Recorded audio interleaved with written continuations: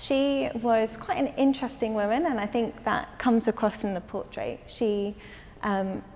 She's seen, I guess, with some of the attributes that you'd normally associate with male portraiture. So a huge hound, a celestial globe, busts of Elizabeth I and Alfred the Great behind her. And kind of this speaks to kind of English liberty, and in particular her own independence. And she was a woman who disowned her marriage at the expense of making her son illegitimate, to retain kind of power over her own property and wealth. Because she was sometimes thought to be the wealthiest woman in England. So quite an interesting character, I think.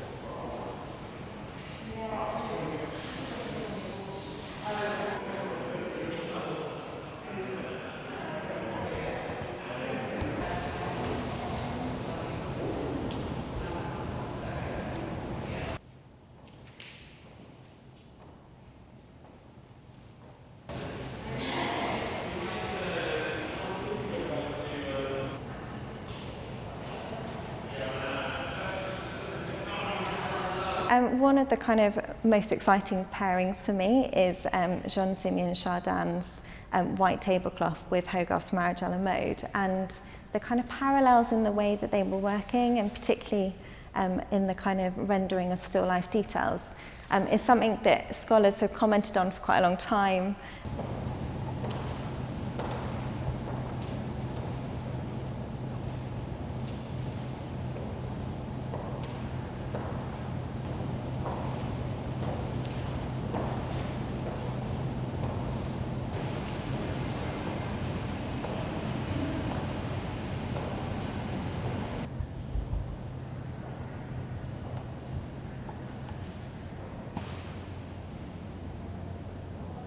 I think it's quite interesting to think of marriage a la mode as a bit of a homage to him, but whereas Chardin's paintings are quite contemplative and quite still paintings, there's a level of kind of chaos, and in particular in the last scene of marriage a la mode, where the dog is stealing the food off the table, it's much more about ruin and disaster.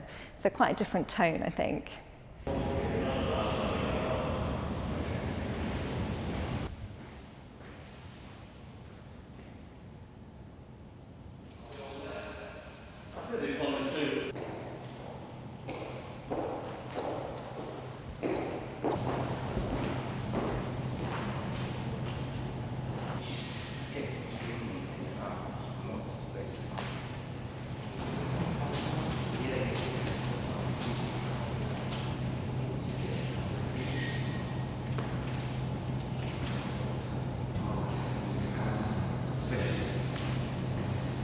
I guess the kind of ideas for the exhibition began in 2012, and then there was a workshop in 2014 around Hogarth and European contemporaries, and there were lots of shows that could have come out of that, and this is, I guess, the idea that kind of came to fruition.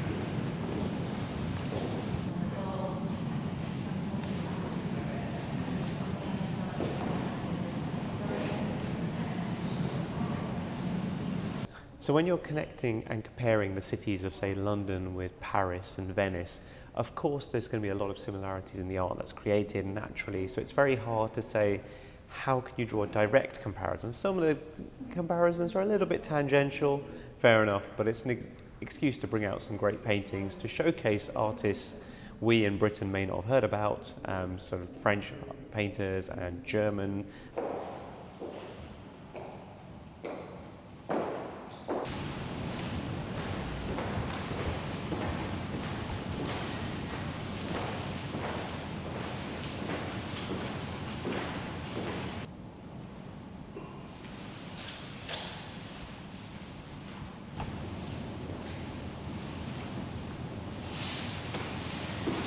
The themes in Hogarth are kind of everlasting. You know, when you see a viscount stumbling out of a bar and falling in front of a horse-drawn carriage, okay, that doesn't happen in London today, but you still have drunken people in London stumbling over and maybe getting run over by an Uber. So, you know, these sorts of lessons are still relevant today, even if the means of them and the modes of them have changed.